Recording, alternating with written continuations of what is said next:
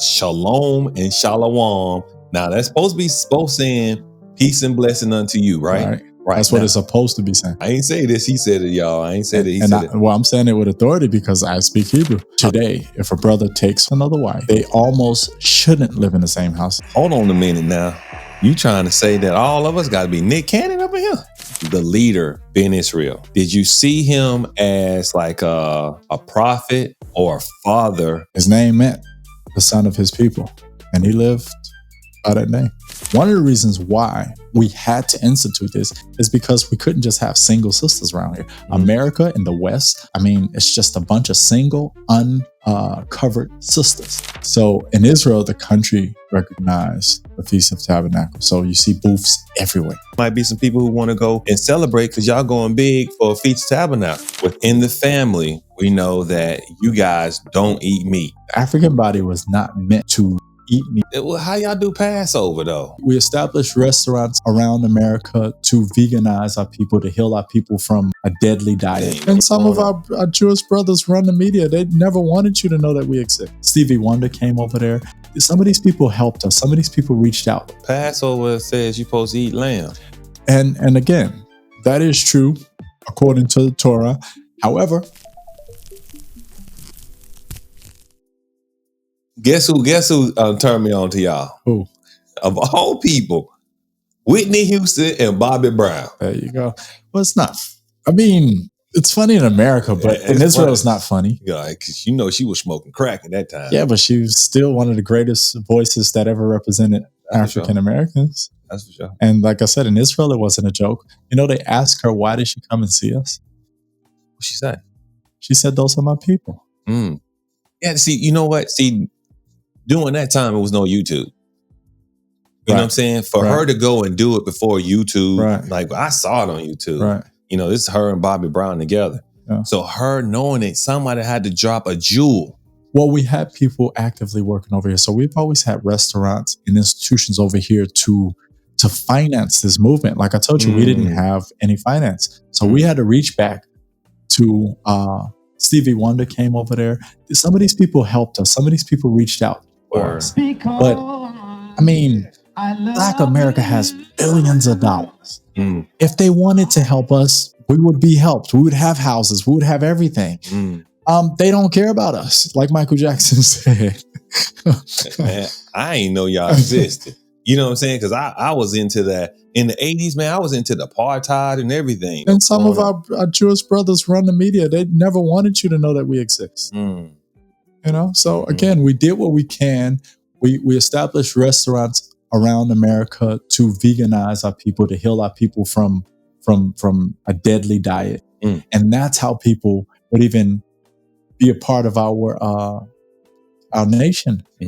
They would come in through our restaurants. They would pick up some of our doctrine and, oh, wow, I'm Israel. And they'll change their name and they'll start keeping Shabbats. And next thing you know, they'll go and visit Israel. And they, oh, wow, I didn't know there was so many people. You know, I thought that Israel was European or, you know, and white folks. Yeah.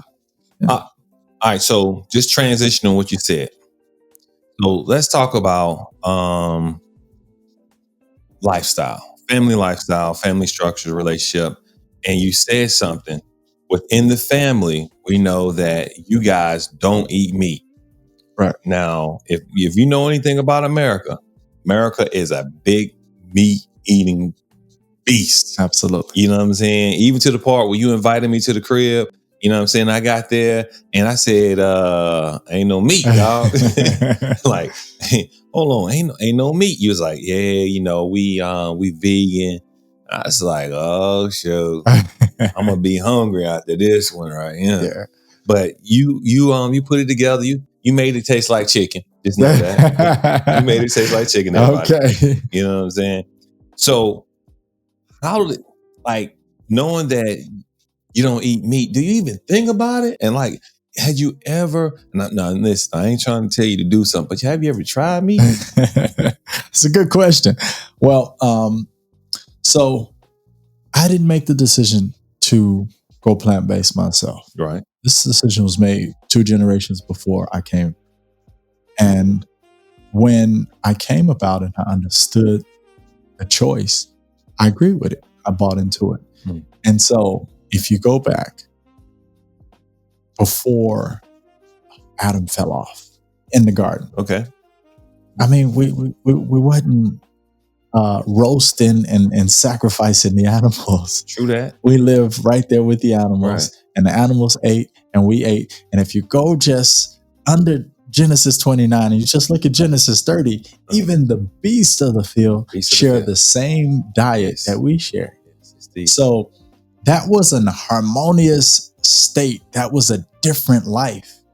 And what we do as Israel or as Judah, we want to get back to that harmonious state. Imagine how many wars we would just be able to negotiate and do deals like Donald Trump wanted to do. We would actually be able to do deals if our systems were clean. If we didn't take on the suffering, the whatever those animals go through when we kill them to eat them. If that part didn't exist, imagine what kind of peace we would have, what kind of father and son relationship, mothers and daughter relationships we would have, what kind of diseases would just dissipate. Because, I mean, it's been factually checked. You got that right. It's not our body. I'm talking about the African. The African body was not meant to eat meat, digest. If you go to an apple tree and just pick an apple, it fits your hand. Okay. Man, you know what I'm saying? I'm struggling with it. I'm struggling with it being Israel. And that's fine. I mean, look, back in the day when they went through Liberia, they struggled. Some of the people left because of that. Dang. Yeah. But again, think about it long term, and then, maybe, in your lifetime, you won't make it. But just imagine a world with your children. Some children right now, when you try to force meat on them, they don't want it. They don't want you to kill the fish. They don't want you to kill the chicken. True. Because they innocent. They babies. They was like, just let them live. Right. Well, how y'all do Passover, though? What you mean how we do Passover? Well, Passover says you're supposed to eat lamb. And again, that is true according to the Torah. However, we just live on a higher plane where the true Passover is the lamb in you to get rid of the Pharaoh inside of you and cross over so that we don't have to remember those things or even do those things. Day of Atonement. We wouldn't need a Day of Atonement if every day we atone. Okay.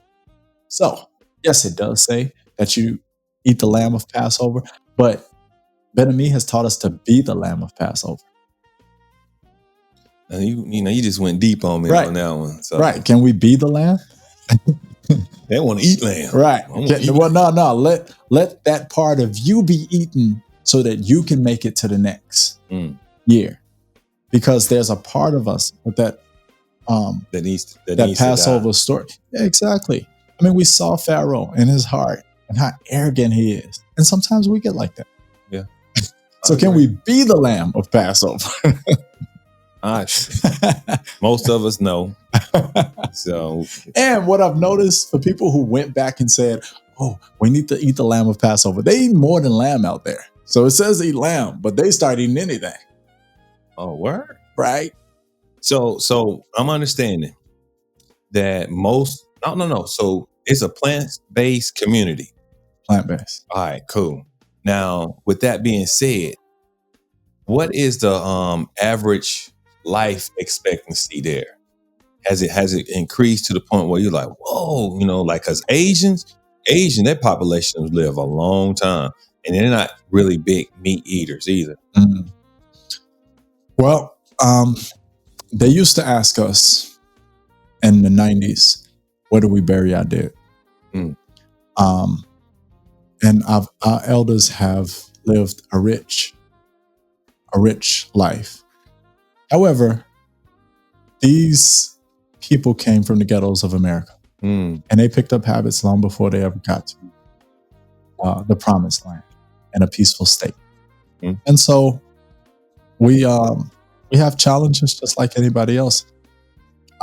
Disease doesn't just come from what you put in your mouth. Sometimes it comes from what you put in your ears, or what do you see with your eyes, or, what do you feel, just trauma in the body. So I have a sister who passed away from cancer, and she was younger than I. What? I don't even know how to explain it. And she was all vegan. So we can't claim that we are, but the goal is to live a long and rich life and a clean life. Sound like we still kind of suffering some of those curses that's lingering. Again, become the lamb. I guess it's not a one-hit quitter answer to that, because that's what I've heard, and I know this is kind of like new, eating plant-based. So I'm trying to eat less meat over the course of a week. So transition a little bit as far as how y'all saw the leader Ben Israel. Did you see him as like a prophet or a father or political figure within the community? That's a good question. Me personally, because I knew him and I spent time with him, we called him the Great Father. And that's how we felt. This brother, the Honorable Ben Israel, he sacrificed his family to give us time to deal with our issues. Again, he could have gave more time to his biological children. He could have gave more time to his wives. But he was a man of God. He was a spiritual man. And he had a charge. So every day and every night, and sometimes all night, he would be troubleshooting, problem solving for his people. His name meant the son of his people, and he lived by that name. So me, myself, I see him as a leader today because without him, it's not easy. But I saw him as a father in the days when he walked on this earth with us. Wow. So you walk with him and everything. Did he ever drop you a jewel? Say Absolutely. something. Okay, give me some jewels, man. What did he say to you? Well, I asked him, I used to write notes to him and he would write back. And I asked him, I said, how did you convince these people? I mean, I've been to America now and I've seen those people. It's like, how did you convince them to go with you? And he said something simple. I thought he was going to come up with something complicated, but he gave me a simple answer. He said, all you can do is reach out your hand. And if the other person reached back, then you can take the next step. If they don't, you reach out your hand. True that. And that's wisdom because, again, Israel, such a stiff. I mean, they tell me, y'all shouldn't have been in the land. You should know that language. Wow. Who's saying that? Our own people saying? Yeah, our own people. Again, over the years, I've been coming to America since 2006. Okay. It's the first time I landed on shores of America. Don't go there. I want to pick up on that, but check it out. Now that Ben Israel has passed, who's picked up the mantle and pushed forward? And what is that leadership called? I know here in America, it's called the president. Do y'all have anything such and such? We don't. Because an anointed personage is picked by the Creator. We don't get to pick our leaders. The Creator's always been a dictator, and he dictates to us how to move. So what we have done is we've assembled a body of men, wise men, and we call them the council. Gotcha. And they lead the flock.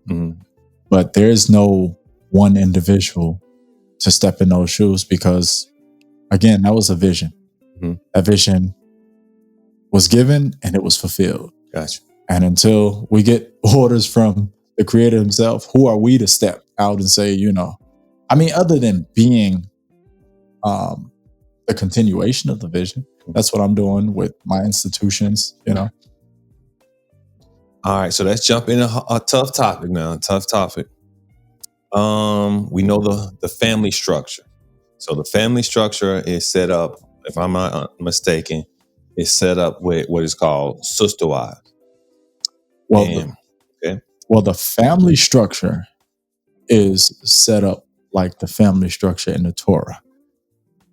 Before there's sister wives, we call it divine marriage.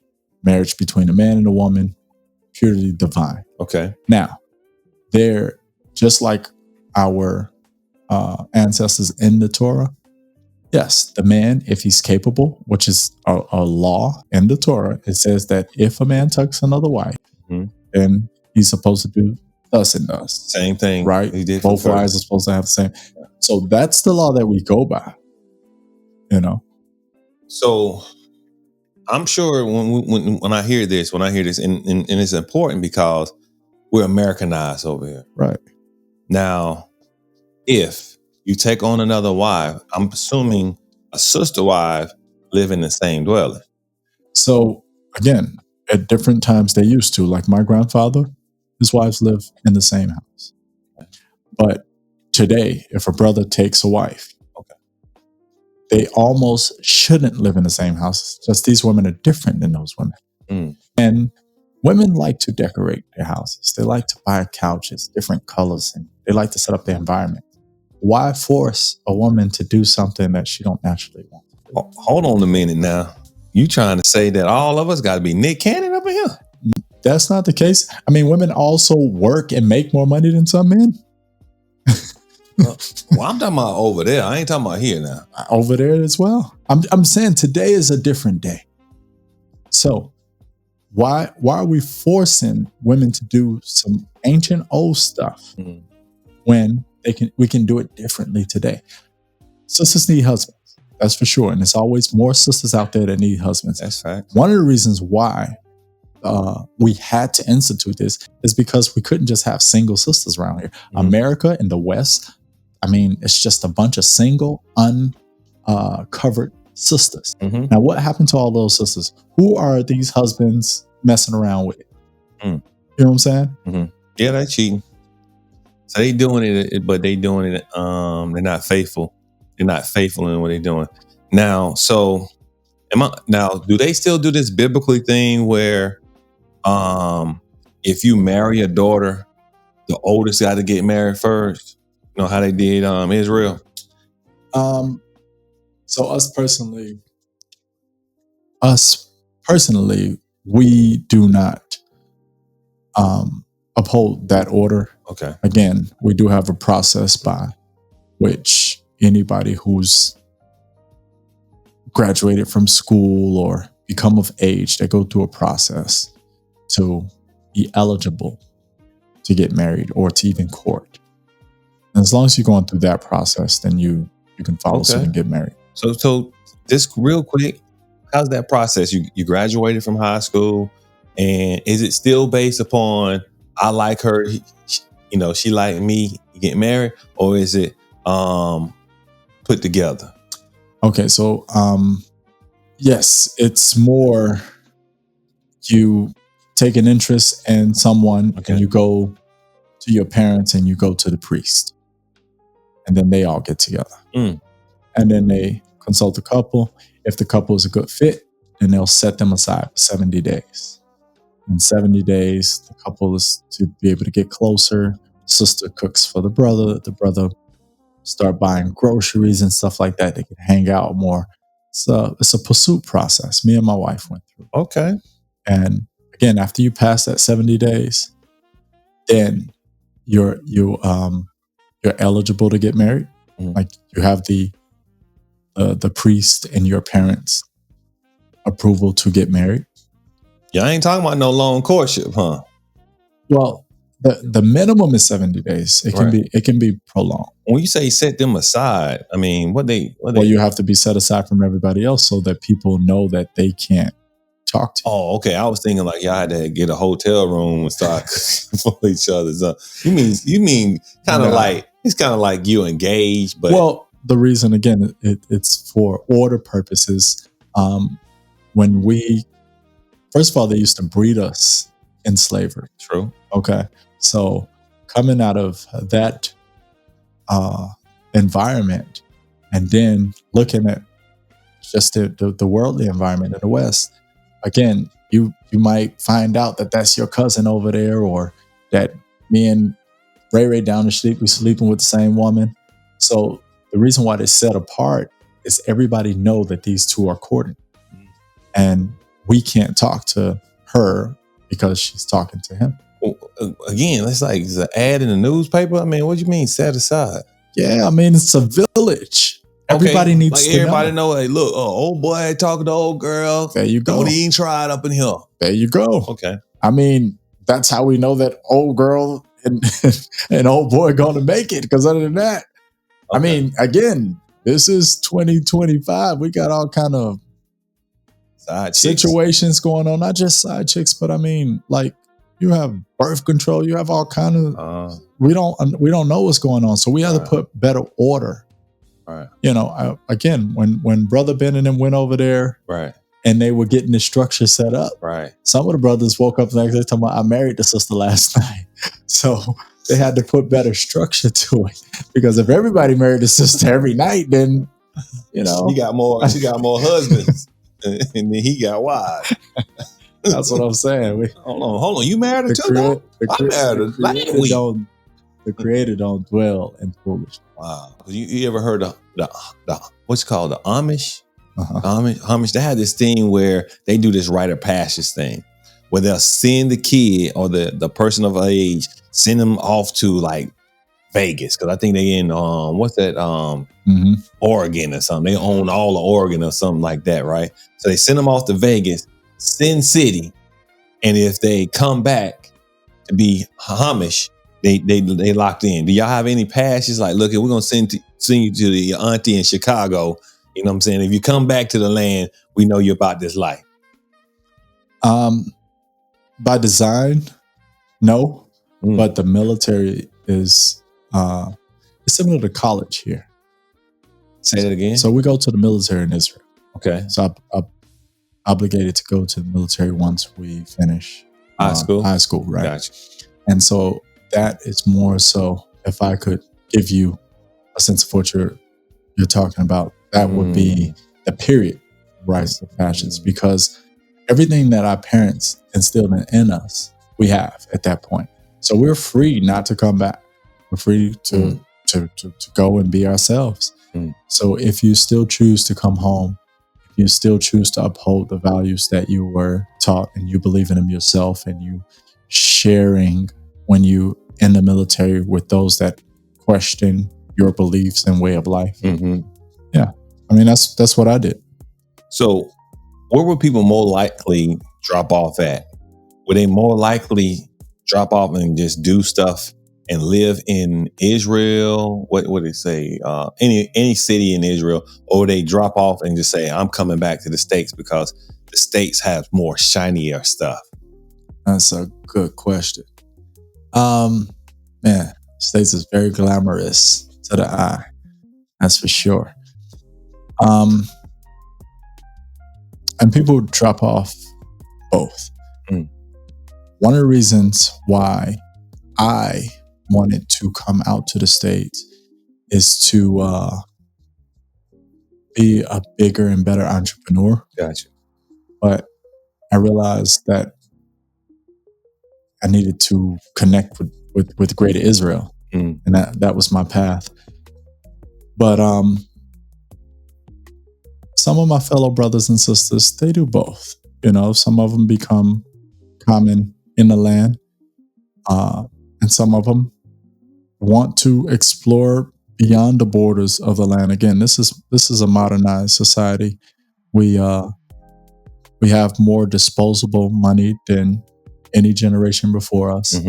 We have options. We have technology. We have apps. We have all that kind of stuff. So we get to have a test that no generation before us has had. Anybody from the community, has anybody became famous? My younger uncle In 2006, he represented Israel in the Eurovision. Okay. So, and their song that they presented in 1999 still ranked number 1 till this day in Israel as a birthday song. Really? Every person that has a birthday song in Israel plays that song on their birthday. So it's played every day. Okay. So they don't mind keeping birthdays? They do birthdays? So again, we don't worship birthdays, Okay. but we were born and people die every day. So we do acknowledge birthdays. Some people take it to an extreme and worship them. And we also learned that birthdays started in Egypt and how they kept birthdays. But we do like to appreciate an individual for being in our life. And so we acknowledge a birthday, but we don't worship birthdays. That's a hot topic here, in different camps and different beliefs. Some people, such as myself, I don't do birthdays at all. If you wish me anything, it's really Happy New Year, because it's a new year for me. Wow. And that I'm actually taking on that spirit myself. It's my brother. When his wife was fighting cancer, I saw them do something really special for his daughter. And they brought all the friends together and they just showered how much the daughter meant to the friends in their life. And I was like, that's a concept of a birthday that I would like to utilize moving forward. So now everybody that knows you, Vic, come around you and we tell you how much you mean, or how much you mean in our lives. And again, I can subscribe to that. I'm in the cake business. I understand what people do and how they do it when you talk about, they love one or their baby, how much they spend, because it's an emotional sale. Right. So yes, we're not to buy into that depth where it's idol worship. Right. True that. I mean, that's the biggest, is self-worship, and that's pride. My birthday. So let's go into, how do you keep Sabbath from sundown to sunset? From sunset to sunset. Okay. We got that out of the way. So that will be community wide, and you still do that today? Tuesday? Yes, we go into the Sabbath, making sure that we're kind of showered and clean and have our Sabbath clothes on before the setting of the sun. Everybody sit to the table and kind of sing and praise. And that's how we go into the Sabbath, light some candles. Real quick, what does a Sabbath day look like for you? Like what does that look like going through that day? So right now, I don't do anything on the Sabbath. There's no agenda except to have a class with my family, right? With children, let them know the importance of the Sabbath. We go over the weekly parasha. So we go over the Torah every year, and we take a portion of the Torah every Shabbat. And that's how we finish going over the Torah every year, because it says in the Torah, repetitively teach this throughout your generations. All right, I'm gonna say something. You say yes or no to it. Okay. All right. So, watching TV, sports on Shabbat. Yeah. On the Sabbath. Yeah. Just say yes or no. No. All right. Microwave usage. No. Never. Okay. All right. So, what else? Can you work out? No. All right. Can you go to the park? Yes. All right. So can the kids play basketball? No. All right. But can they get on the swing set? No. Okay. Why are you going to the park? What are you going to the park for then? You can walk in the park. Okay. You can walk in the park. Gotcha. So they can walk in the park. Can they play with their toys? So the answer is no, because again, you want to start teaching them about Shabbat. Gotcha. And if you play with your toys and, you can just slide into, so you don't want to slide into anything. Right. You want to keep them mellow as possible. They need to meditate. They need to study Torah. Understandable. Sex on the Sabbath.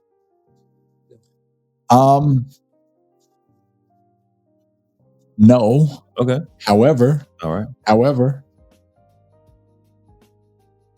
See, again, it's a physical act. So I say no, because you have to exert energy. Okay. Now, do you cut on the lights? Like, are you to the point where because I know over there in Israel, they don't even touch the lights. Can you cut on the lights? So you want to leave them on or leave them off? That's what I'm asking. Can you cut them on and off? No, you can't cut them on. I said you'd either leave them on or leave them off. So you are like in Israel. So you want to set it before Shabbat. Okay. And let it stay like that throughout the Shabbat. All right. So obviously, how did the heat? So the heat comes on and off on its own. Yes. Now with technology today, you can set the temperature where it can move on its own. All right, cool. So we ain't gonna freeze. I mean, even the lights, you can set it where they go on and come off on their own. Okay, cool. What's another thing? So you can drive though. No, I don't drive. So how do you get to the park? I guess the park got to be across the street. My park has to be across the street. So you don't even commute on the Shabbat? No, I don't. All right, cool. All right, now, hey, that set the record straight. Now, new moon, do you keep it?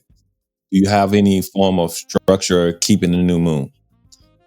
Yeah, so the new moon is the beginning of the month. Right. Absolutely. You have to keep it in order to keep the months. Right. So you do, what do you do on that day?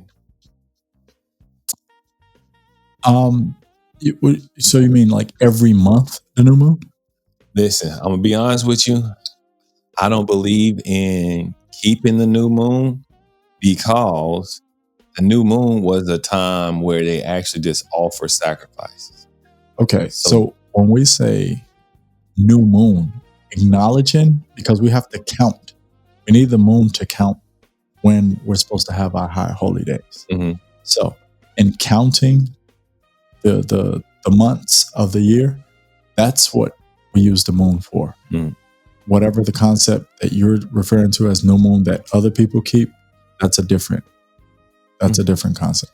All right. So the concept here is that on the new moon, you feast. That's all I know. That's all I've been hearing people saying. That's all they do. Oh, of course, it's a Sabbath day, so they don't do any servile work. So if you hear a brother who says they keep the new moon, what they're saying is typically they don't work and they get together, congregate with other believers, and they feast on that day. Now, remember, as for me, I don't believe that it's a requirement to do because during that time, they were doing what is called sacrifices, and that's giving the first fruit of the month. But each month, you give God's his portion first through the sacrifice. So, but I'm understanding you using just the moon just to make sure you know what days for the feast days. All right, cool. Now, we already established that on Passover, you do not eat lamb. No lamb. Now, here's the other question. For you, for the congregation, right? Right? Is it? How does Feast of Unleavened Bread come? If the Feast of Unleavened Bread is supposed to be on the 15th day, Passover on the 14th day, how do y'all reconcile that on the 15th day, knowing that you start your day in the evening? I'm trying to unpack that. I know that's a tough one. So all right, so let me unpack. Okay. So if the day starts at evening, that's the 14th evening, right? Mm-hmm. Now, then the next morning comes, that's still the 14th. Am I right? So you got evening, day, evening. No. Oh, okay.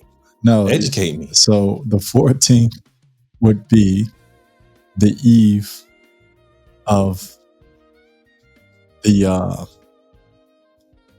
Passover, right? And then the next day is already the 15th. No.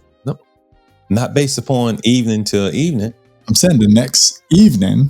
Okay, so let's say the eve of the 14th to the eve of the 15th. We said that's a whole day. That's the 14th day. Yeah. Evening or night. Evening, night, morning. That's a full cycle. Right. So evening, night, morning. Yeah. Full cycle. Well, the Creator's Passover is the eve of the 14th. I get you. Right. Yeah. The evening between the days, the 14th and the 15th. You got to understand something. This has been one of the most difficult things for me to understand when it comes to those who start their day and evening. Right. Now, doesn't mean we're going to finish this on this podcast today, but the question still stands. If you start your day at evening, the full cycle goes evening, night, morning. That's a full 24 hours. I got you. As for me, mine starts in the morning. Morning, evening, night, full cycle. Now, if I believe that the day starts in the morning, the cycle goes like this: 14th day at evening.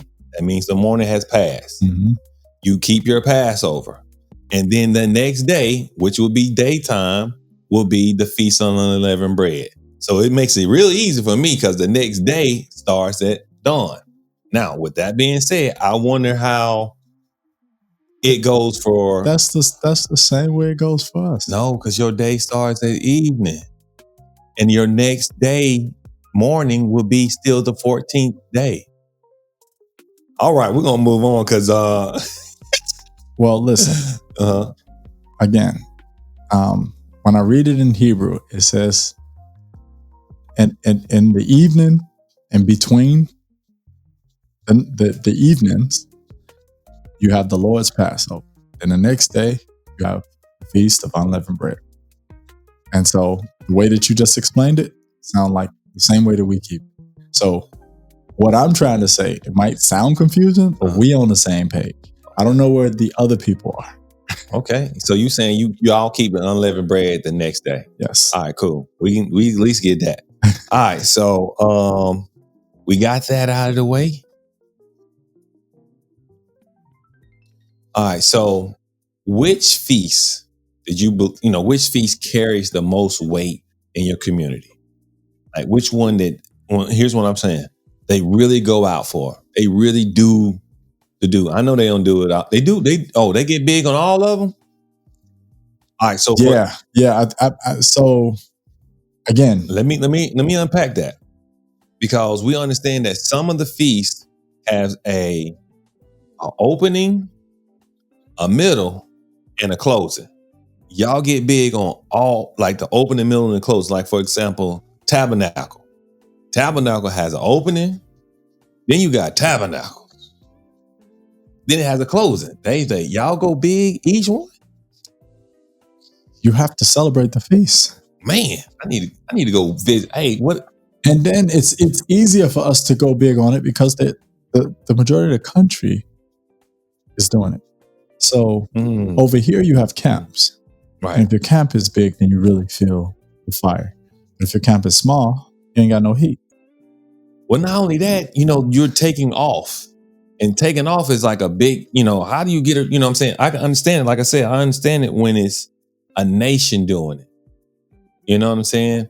So y'all going big on the Feast of Tabernacles. The country, the Feast of Tabernacles, the country recognized that as a holy day. Right. So over here, these are not recognized by the country. So you don't have the support. They have the country recognize Cinco de Mayo. They don't recognize the Hebrew version of these holy days. So in Israel, the country recognized the Feast of Tabernacles. So you see booths everywhere. Word. Yeah, all over the country. So it's easier. It's easy. Hey, you know what? Let's get together and do the Feast of Booths, with our families. And then we'll see all down the street in the neighborhood, everybody else doing it. So it's much easier. And then you could take off that time. You know how you say you take off from work? Okay, cool. Well, at the beginning of the year, I want to make sure that this time is off. It could be simplified. It's difficult because we out of our land and our own space. Okay, I'm glad you shared that with me. Now, do they have a time where they say, come and celebrate with us, and we just fly over there for some days, and they got hotels or something set up? Absolutely. So it's hotels close by, Well, I ain't talking about no, no bus, travel, elephant to a doggone hippopotamus to get to y'all. No, we have hotels close by. Mm-hmm. And then depends on how many people we're talking about. But yes, we have hotels and hostels. I'm talking about, if people want to come, now that I'm sharing this with you, might be some people who want to go and celebrate because y'all going big for Feast of Tabernacles. Yes. So again, there are hotels in the city that you could book. And then there's hotels or Airbnbs everywhere. There's Airbnbs everywhere. But the next available hotels is like in the next city, which is 20, 30 minutes out. So that's still close by. Okay, so yeah, they got roads that's really good. Absolutely. All right, cool. So it's not like certain parts of Africa. When I was born and when I was growing up, it used to be like that. It's not like that today. Okay, we need to know because you need Negroes bougie, especially if you travel. Israel. I mean, Israel is beautiful. Okay, it's beautiful. It's hot, but it's beautiful. So how hot is it? Like, oh man. This ain't nothing. We in Georgia heat. That's hot. Now it's hotter than Georgia. Wow. It's hotter than Georgia. Okay. Sure. Okay. So let me see. You speak 2 languages. Working on my 3rd, but yes, for now I speak 2. Okay. Say so what all right, so is it Yiddish? No. Okay. It's Hebrew. All right, you already know what I'm getting at. You already know what I'm about to get at. Man, I don't know where you're going with this Yiddish. So Yiddish is something that the Jews in Germany spoke. Yeah. Right. So that came from German. That didn't. Again, that's not biblically sound. I don't think. Right. They would have to prove that it is. Right. But Hebrew is different. I agree. So you understand the Hebrew, and that's give me the proper name for it. Ivrit. Okay, Ivrit is how you say Hebrew in Hebrew. No. But it's like Eber or a Hebrew. Who taught y'all Hebrew? To where you can say it's different from what's been taught there. It's not different from what's being taught there. It's the same. No, that's Yiddish. No. So I said Yiddish is different. So there are people in the land that speak Yiddish. Okay, now I'm just saying I can't tell the difference between the different. Well, let's shalom, go. Shalom, and shalom. Now that's supposed to be saying peace and blessing unto you, right? Right. That's what it's supposed to be saying. Now, I ain't say this. He said it, y'all. I ain't said it. I'm saying it with authority because I speak Hebrew. Okay, so they're saying that shalom is Yiddish. Shalom is not Yiddish. Shalom is Hebrew. So Hebrew is a language that's constructed, right? It has each word can be broken down and put back together, and then you could create greater words like buildings and a house and structures from the word. So I can break the word shalom down. Shalom, if you broke it down to the root word, is shalem, which means whole. Okay? Shalom means peace. Shlemut means wholeness. Or shalem, shlomi, my peace. You get what I'm saying? But shalom, how do we break it down? Where does it come from? Because again, it's like the Jamaican English. That's what it's like. What? Yes, and again, I'm saying this only because I know. Slow this down now. You just said that shalom is like Jamaican English, which we all know is broken English. So it's a broken version of Hebrew. Now it is a language because languages evolve over time. That's what happened. You take a piece from somewhere, and then you make up your own thing. So my educational background on that was just the fact that shalom was supposed to be more ancient. First of all, how do we spell it? Listen.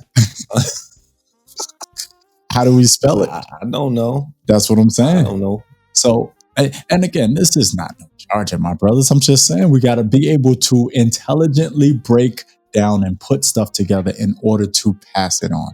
That's all I'm saying. Okay. So Hebrew was put back together. Mm-hmm. It was something that was stripped and taken from us over generations, deliberately made sure that we couldn't pray and get to our Creator. And so it was constructed by Eliezer ben Yehuda and put back together. And he taught his children, because they did speak Yiddish and all of that other stuff. And he wanted his kids to speak Hebrew. And that's how, we got the language back in this day and time. Now, biblical Hebrew is even more beautiful and broader than the modern Hebrew that we speak in the land today. But again, the Shalom, how do you spell it? How do you say it in past, present, and future? If you can't do that, just listen, reason with me, brother. I'm your brother. I'm not coming to attack, but you just can't be so confident in something that you can't break down and explain. I could explain Shalom. Well, I'm gonna tell you this: somebody gonna say they know how to, but and I'm sure they are. They gonna like, look, man, Shalom means this, and I don't know. I just know that that's something that they the Jamaican dialect is beautiful and it works, but it worked for them because they didn't want the slave master to understand what they were saying. Word. So it's okay. It's fine. It's a language because they use it. And if somebody understands it and can communicate with it, no problem. When I hear it, it makes me want to laugh.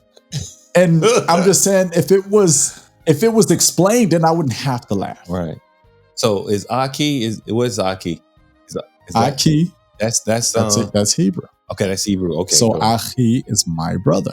Ach is brother. No, that ain't sound like what I just said though. But again, that's just accent. That's different. Okay. So Aki, that's fine because we're using the American accent or the English, right? Okay. Aki, that's how we say it. Right. But if you was using Hebrew accent, then Achi, because it's a chet. And again, I got to break it down. I got to put it together. That sounds Middle Eastern though. That sounds it is Middle Eastern. It sounds Arabic. It's Eastern. It's supposed to sound Arabic. Okay. That's where it come from. Gotcha. I ain't no place. Yeah, when they say, I don't know much Arabic. I'm gonna tell you right now, man. I don't listen. Just to my ears, it sounds nasty. I'm like, nah, dog. You about to spit like a Campbell. That is true. Sounds nasty. I welcome that. However, it's beautiful. Right. If you understood it, if you use it, then especially if you could use it and didn't have to use this bastard language that they gave us that's confusing us, that's keeping us under, because that language is so dangerous. I feel you. Another thing is like, I think why we like the other way is because we came up with it. You already know we came up with it, and it sounds cool. Man, I saw a debate online before. It was talking about a whale, and it was saying, "So how do you say whale in the dialect?" Right, and they literally just took the Hebrew word and just stretched it out. Lavatayawan or something like that. And it sound cool. See, I told you it was gonna sound cool. Sound cool. Yeah, we're gonna make it sound cool. Shalom, son. Shalom. They ain't, it's kind of flat, but shalom. Yeah, it's stretched. Like you said. Look, we known to make everything cool. But is the goal to make something cool or to be accurate when we say in our prayers? Because again, when his name was taken from us, when the language was taken from us, I think the point is more so to get it back, not to just be cool. Now we naturally add flavor to whatever we do. Yeah, we the salt. That's right. Absolutely. Hey, so look, question. Made it to the promised land. All right. I know we said we're gonna get back to this. Here we are, we back to it. Now you made it to the promised land. Okay. You left Babylon. And then you boomerang back to Babylon. What made you come back to Babylon, aka America? It's a good question. So in Babylon, in America, we still have people who want to get out.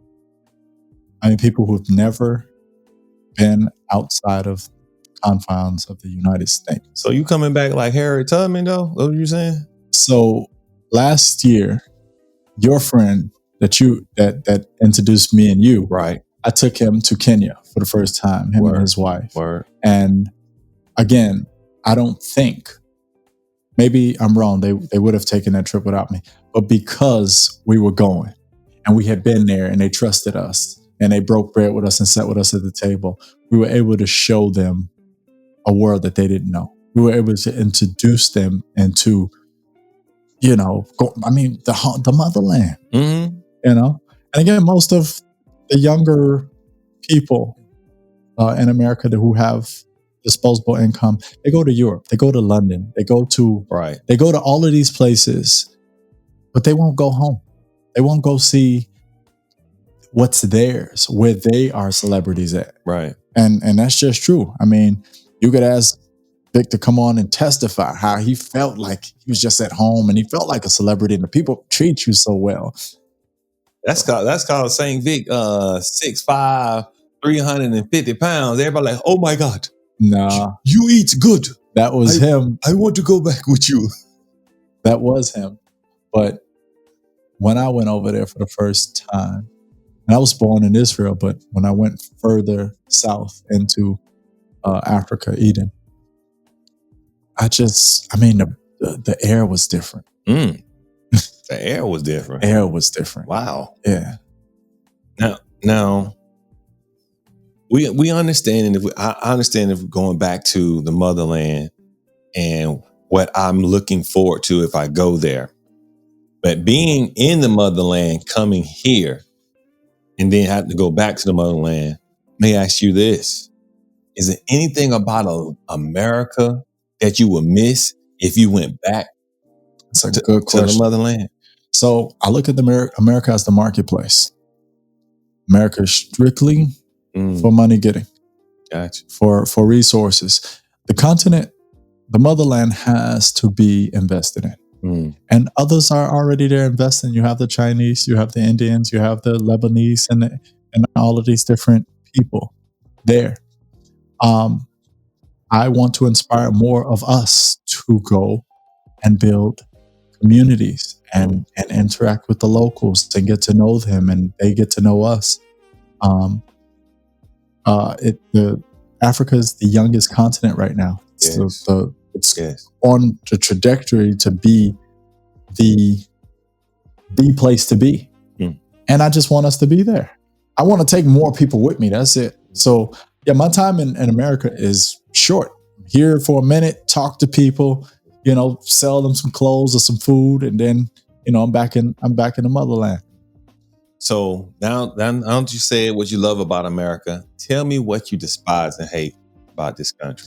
America has the potential to be the greatest country in the world. I've met people from Iran right here in America. I've met people from Lebanon right here in America. I've met Palestinians right here in America. America has the potential to be the greatest country in the world. Would America ever realize that potential? I don't think so. Oh no. But what the question is, what you hate about it though?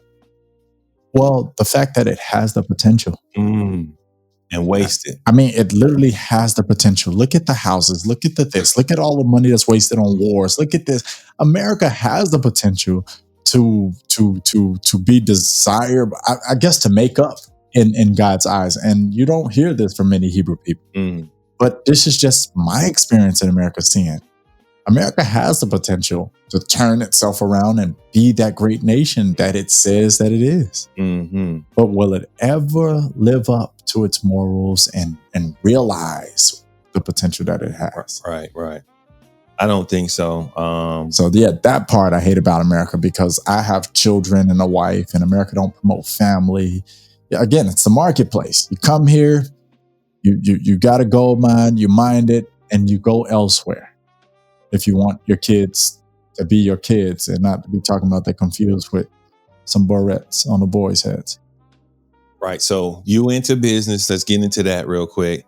What business that you offer here or that you use here to give your resources back to your homes? Well, I came to America with my vegan bakery and Hebrew Bakes. Beautiful success. I'm so thankful to all of the patronizers. They literally showed me more love than had ever been shown in my life before. But now I've transitioned and I run King's Collection, which is a clothing business. And we've started with men clothing, and eventually we'll be selling and promoting women clothing simply because it's modesty.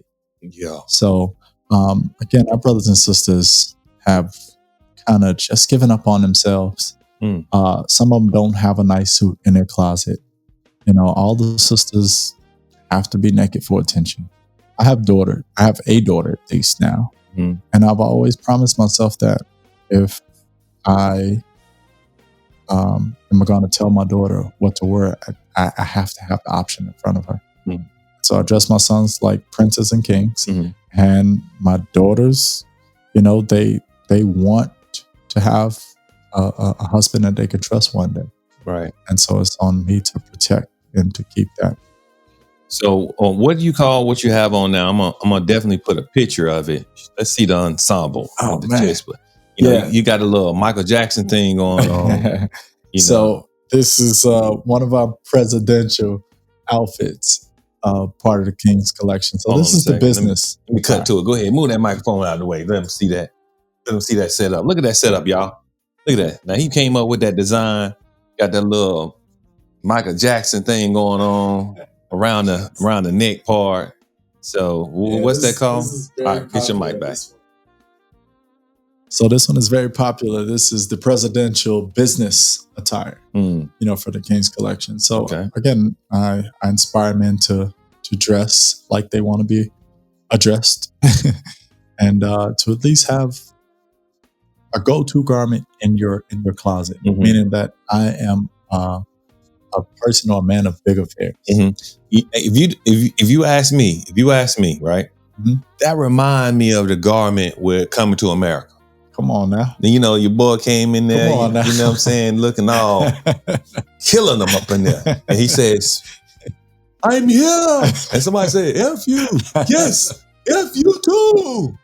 It looks nice. It looks nice, man. Yeah. Very presidential. I definitely agree with you on that.